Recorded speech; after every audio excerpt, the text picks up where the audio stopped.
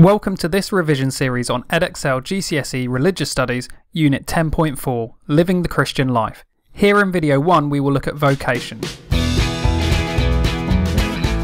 Let's begin with a definition. In the church, the word vocation means a calling. It is used to refer to a call from God that is specific to and different for each person. This goes beyond the call upon all Christians to love God and love their neighbour. A person's vocation means what they are specifically being called by God to do with their life. Cardinal Newman put it like this: God has created me to do him some definite service. He has committed some work to me which he has not committed to another. I have my mission. Christians are taught to listen out for and respond obediently to the call or vocation from God.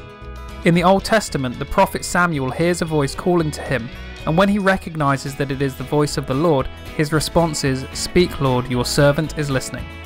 So what are the different types of vocation? In the Catholic Church there are 3 areas into which a person may be called, to which they might have a vocation. The vast majority, in fact close to 99.9% of the 1.2 billion Catholics in the world, are called to a vocation within the laity, that is the ordinary members of the Church. Edexcel refer to this as vocation in daily life and work. Secondly, there is the vocation to the religious life. It's hard to find precise figures, but estimates suggest there are approximately 900,000 religious brothers and sisters around the world, which make up about 0.08% of the Catholic Church. Thirdly, there is the vocation to holy orders. Figures suggest there are about 400,000 priests and bishops in the world, which constitutes just 0.03% of the world's Catholics, or to put it another way, roughly 1 priest for every 3,000 Catholics. Let's look at each of these 3 areas in more detail. Firstly, vocation within daily life and work. There are 3 main areas where a layperson's vocation can be seen. Firstly, career. Many Christians feel that they have a calling to a particular career or profession. There are certain jobs that seem to be well suited to a person of the Christian faith. When we recall that Christians are called to show love for their neighbour rather than seeking worldly wealth, it is not surprising that many Christians feel they are called to jobs that are in the service of the public or common good. For example, it is common for Christians to feel called to work in education, often as teachers. Particularly for teachers working within Catholic schools, this is seen as an extension of the Church's mission to proclaim the Christian faith. Many Christians work in the caring professions, such as doctors, nurses or carers. Many Christians also feel called to be public servants, working for the police or fire departments, or in jobs that actively serve others, such as in the charity sector. Secondly, family. The Church teaches that there are 2 sacraments of vocation, which are ordination and marriage. The Church is clear that marriage is a vocation to which people are called, and by extension so too is family. For many Christians, they see their call to be a husband or wife, father or mother to be the most important part of their vocation.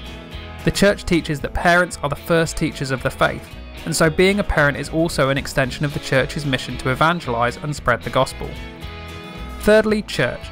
As well as being called to a particular job or type of family life, many Christians also have a vocation to serve their local parish church in a particular way. There are many opportunities to serve within the local church on a voluntary basis, such as being a server, a reader, Eucharistic minister, flower arranger, catechist, and many others.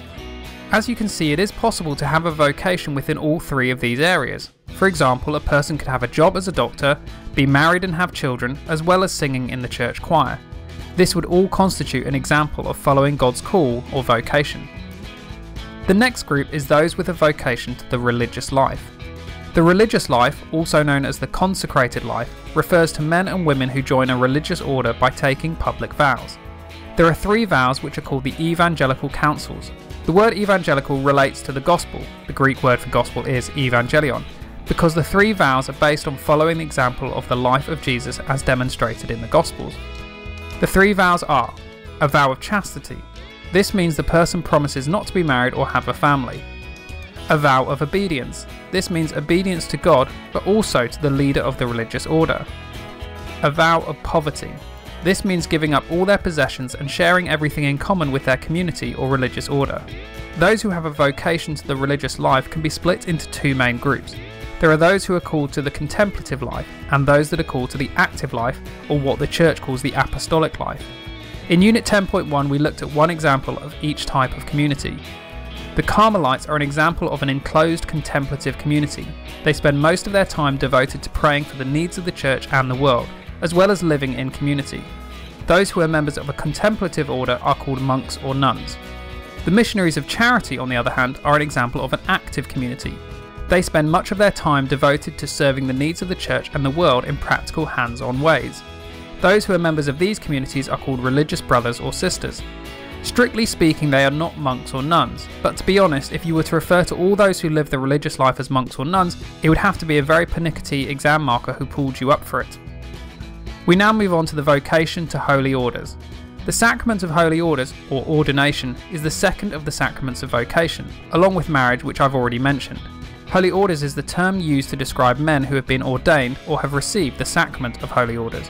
Holy orders is a sacrament by which the authority and responsibility given to the church by Jesus is passed on by the laying on of hands. This is based on the belief in apostolic succession. There are 3 levels or stages of holy orders, which are based on the 3 roles of Christian leaders that can be found in the New Testament. Firstly, there is the role of deacon.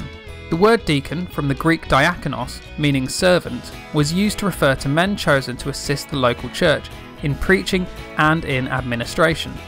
In the church today, a deacon may administer 2 sacraments, baptism and marriage. He may also preside over a Catholic funeral. In the Catholic Church, someone called to priesthood is first ordained as a deacon and then later ordained as a priest. Secondly, there is the role of priest. The word priest comes from the Greek presbyteros, meaning elder. Most priests are called parish or diocesan priests, which means they are connected to a particular diocese and have responsibility for a particular parish or parishes. In addition to marriage and baptism, a priest can also administer the sacraments of Holy Communion, reconciliation, and the anointing of the sick. Priests take 2 of the 3 evangelical counsels or vows, which are the vows of chastity, meaning not to marry, and the vow of obedience, in this case obedience to the diocesan bishop. They do not take a vow of poverty, so are allowed to own their own possessions and are also paid a salary. Thirdly, there is the role of bishop. The word bishop comes from the Greek episkope, which means overseer. A bishop is a priest who is selected and ordained to have responsibility for a diocese, and who oversees the work of multiple priests within that diocese. A bishop is able to administer all 7 sacraments, which includes confirmation and ordination. Bishops have taken the same vows as a priest, and therefore still can't be married and still have a vow of obedience to God and to their superiors. You may be thinking, what about the cardinals or the Pope? Are they not ordained? Strictly speaking, the Pope and the cardinals are still ordained bishops. They have simply been appointed to particular roles. For example, the Pope is the Bishop of Rome, which also means he's head of the church. There is no separate need for an ordination to become a cardinal or a pope, rather this is just an appointment or extension of their existing role as a bishop. Finally, just to confuse you, it may seem nice and neat to presume that these 3 areas, the laity, the religious life and holy orders, are nice and separate from one another, but there are a couple of examples where the groups can overlap. Firstly, it is possible to have a career and family life as well as take holy orders. This can only though apply to a married man who is then called to be a permanent deacon. This means he continues his family life, continues his normal job, but serves in his local parish assisting the parish priest as a permanent deacon, which means he cannot later become a priest. Secondly, there are some men who are part of a religious order, which means they've taken vows of poverty, chastity and obedience, but are later ordained as priests also. These men are called friars, and a well-known example is the Augustinian friars. They remain living in their religious orders and are not attached to a particular diocese, bishop or parish.